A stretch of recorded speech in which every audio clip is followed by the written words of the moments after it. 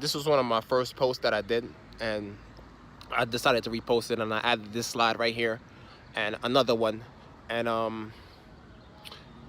you know, before I didn't know how to do the commentary and things like that, but you know, I mean, now I know how to do it, so I got a little more savvy with it. So this is right here. This is the Thousand Oaks shooter in California, Ian David Long. He was a United States Marine, and what you're gonna see in this article right here is that no matter what you do, and this is why I say stay away from these neighbors that you know is gang stalking you, because no matter what you do, no matter what you say, no matter how nice you are to them, I mean, they're there to bring you to your demise, whether you believe it or not. I mean, these people are already watching you in your house. They already know what's going on. You know what I mean? And you know, they're here to bring you to your demise. And it's always the same narrative that, you know, these guys pull every single time. You know, every single time is the same narrative that you pull and you hear in the news media if that person does snap. You know, so I'm gonna read this right here. It says, the neighbors said the community is close-knit, a place where everybody knows each other. But none of them really knew Ian David Long. He appeared to be unemployed and stayed inside, rarely talking to his neighbors, sometimes acknowledging their greetings, sometimes ignoring them. He was kind of an introvert, said Tom Hansen. I'm gonna stop right there. I mean, so you see, this is what the neighbor's gonna say about you, regardless, man. You know what I mean? They're not gonna say anything nice about you. You know what I mean? If you do snap and you end up on the news, you know what I mean? They're gonna find that one. They're gonna find somebody, whether you talk to them or not. You know what I mean? To say this about you. They always pull this about every single one. You know what I mean? And in reality, these neighbors are only trying to get closer to you. You know, because the closer they are to you, the more of an asset they are. You know what I mean? To the handlers to bring you down. You know. So. You know what I mean? You know, people you can really connect with is another true TI, man. You know, because anybody else outside of this, I mean, and you kind of act like anybody else that you talk outside of this that don't know anything about this, they're gonna get contacted, they're gonna get notified. So you kind of act like a recruiter. You know what I mean? Going around and talking to new people. You know, and the people might be actually cool, but then you know they start hating you because you know they start getting targeted too. You know what I mean? But so yeah, man. You know what I mean? These neighbors, man, I mean, they're going to say the same thing about you. And, you know, he probably was behaving like that, I mean, because he was being gang stalked, man. Why you think he don't want to talk to you guys? You know, why you think he's so disgruntled? I mean, why you think he has a chip on his shoulder? All these people have a chip on their shoulder. You know what I mean? Because they're being harassed all the time, man. You know what I mean?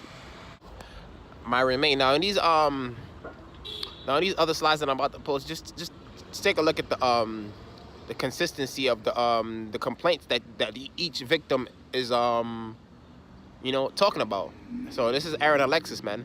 A month before Aaron Alexis killed a dozen people in 2013 at Washington Navy Yard, the police in Rhode Island visited him after he called them to complain he was hearing voices and that people were following him and harassing him with a microwave machine. Nevertheless, shortly after, he was able to legally buy the shotgun. So you see, you know what I mean, if he said that, man, why didn't they, you know what I mean, put him into, like, you know what I mean, a mental institution then, man? Because these wicked police officers, you know, they don't want to do that, man. They want you to commit the crime. I mean, this is all a game to them, man. It's fun. They take bets on if this person, you know what I mean, is gonna snap. You know what I mean, if this person gonna get put into a psych ward, they get bonuses for that, man. It's like, this is all a game. Our lives is a game to them, man. You know what I mean? Let's keep going, man. Accused Seattle shooter claimed he heard voices. The suspect in a deadly 2014 shooting at Seattle's Pacific University claims he heard the voices of God, Satan, and Columbia gunman Eric Harris before the day he shot 3 people. I mean, it's another one, man. Look at that. I mean, he's talking about voices. And nobody, why is this stuff not being investigated? I'm saying, like, you know what I mean? It's a pattern. You know what I mean? This was the Boston Marathon bomber. You know what I mean? One of the Boston Marathon bombers was tormented by voices in his head, but his parents refused to get him help, according to a newspaper investigation. I mean, Tamerlan Sarnav, who was killed in a standoff with cops, confide in his mother that the voice felt like two people inside him. Friends of the relatives of the 26-year-old aspiring boxer told the Boston Globe. I mean, this is another one, man. You know, and a lot of times we look, when we see these articles come out, man, we look at these people, you know, and we be like, man, he's a monster, man. I mean, he's horrible. When in reality, that's not the case, man. I mean, a lot of these guys, you know, they you know what I mean, they gave in, man. They couldn't take it no more. You know what I mean? You know what they... Next slide, man. Now I know for a fact Nicholas Clues didn't. I mean, they you know, they set this guy up. You know, if you go listen to the interview, I mean, the interrogation interview, when his brother went in there, his brother was clearly being coached on what to say before he went in there. I could tell, man. You know what I mean? His brother sold him out, man. You know what I mean? And I heard that this guy actually had a large inheritance coming to him when he hit a certain age. You know what I mean? Because I think he was adopted or something like that. You know what I mean? Or you know, he had foster parents and he had a huge amount of money. I think maybe 500,000, something like that. You know what I mean? Coming his way, man. You know. So let's read this real quick. The 19-year-old who was accused in killing 17 people and injuring dozens more when he opened fire in a South Florida high school Wednesday afternoon told investigators he heard voices in his head giving him instructions on what to do to conduct the attack. Law enforcement told sources, man. Yeah, the voices were described as demons by law enforcement sources. I mean, see, these cops know what's going on, man. So right there, I'm gonna show you a clip real quick coming up next on when they capture him.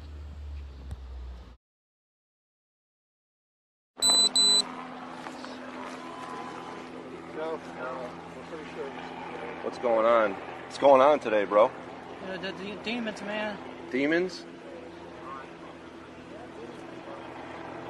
Voices. Yeah, no problem.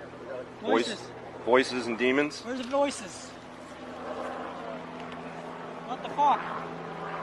Where the fuck am I? Holy shit. What happened? Shut up. Just be quiet, man. Shut up.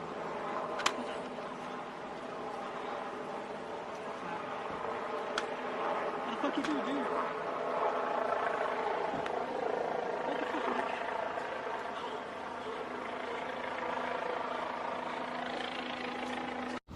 You know, first the cops asked him what happened, and then when he started speaking, they're gonna tell him to shut up. And I'm like, why would you tell him to shut up? You know, I mean, you have your body camera rolling and he's speaking. I mean, would you not want him to incriminate himself? You know what I mean? If he's guilty, you know. You know, like it's just all just funny to me, man. You know what I mean? But only somebody that's been through, you know, this program and somebody with a trained eye knows exactly what's going on with him. You know. But you know, this guy was set up too, man. This is Myron May. Hours before Myron May strode into a Florida State University library with murder on his mind, he left a series of chilling voicemails saying he was being attacked by an energy weapon and had a scheme to expose it once and for all. So I mean, everybody knows who Myron May is, man. You know, I mean, he has his you know, his testimonies that he left on, you know, before he died. You know what I mean? And you know, he dealt a big blow, you know, to these devils, man. You know, in my eyes, you know what I mean? You know, no justice was served, but, you know what I mean? People know, you know what I mean? People know the truth, man, because he left that, you know, the videos explaining what happened to him or what was going on with him, and, you know, and the harassment that he was going through before he passed, man. You know, so there you go. This was Emmanuel Sampson, the man who confessed to opening fire outside a Nashville area church, allegedly told police he heard voices in his head and visions leading up to the attack. Emmanuel K. Sampson, the suspect in the Brunette Chapel Church of Christ shooting September 24th, allegedly made some comments about the visions and voices during an interview with the police after the shooting, according to the testimony in court Monday. I mean, the Tennessean reports Sampson allegedly confessed to having specific visions of the church and admitted to attacking. I mean, he's accused of murdering 1 and wounding 7. I mean, so you see right here, man. You see the consistency. You know what I mean, of the complaints of every victim, man. You know what I mean? Yeah, but nobody likes to talk about this, man. I mean, people be like, oh, it's such a mental issue. Yeah, you guys are guys don't know what the hell you talking about, man. So this is Gavin Long. You know, a picture is emerging of Gavin Long involvement with so-called targeted individuals. In April 1st, 2015, Long contacted California organization that serves as a support group for people who believe military or government officials are electronically tracking and harassing them. The harassment can vary from mild to severe, with some of the worst cases allegedly involving the use of secret weapons to inflict pain, according to victims who call themselves targeted individuals, man. So Gavin Long, man, I think he was a Marine too, man. Gavin Long was a Marine, and he ended up going out, man, the horrible way, man. He went on a rampage, I think. But yeah, man.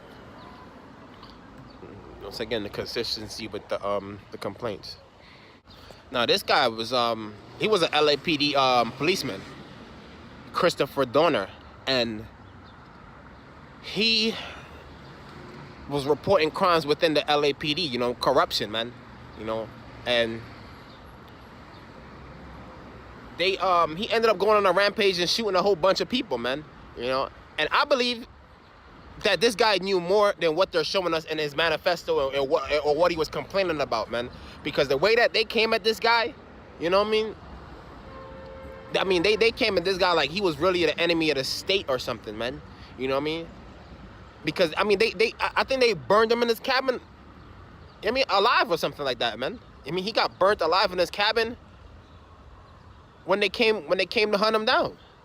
Because he went on a rampage shooting everybody, and like, come on, that's not normal procedures, man, to burn somebody alive. So that means they did not want this guy alive. They didn't want him talking, you know what I mean? Because he knew more than what they say he did, you know what I mean? It wasn't just, police misconduct. But of course, it probably was police misconduct and racism and stuff like that. But, I think it was way more deeper than that, man, because the way they came at this guy, man, it was unrealistic, man. You know what I mean? All kind of SWAT teams out there, just for this one guy, man. So Christopher Dorner, man, this guy, he was shooting at his own fellow officers, man. But they probably crossed him the wrong way, when he was actually trying to do the right thing, So I think that's the last one, So all praises to the Most High, man. He's got to keep, shedding light on this, man.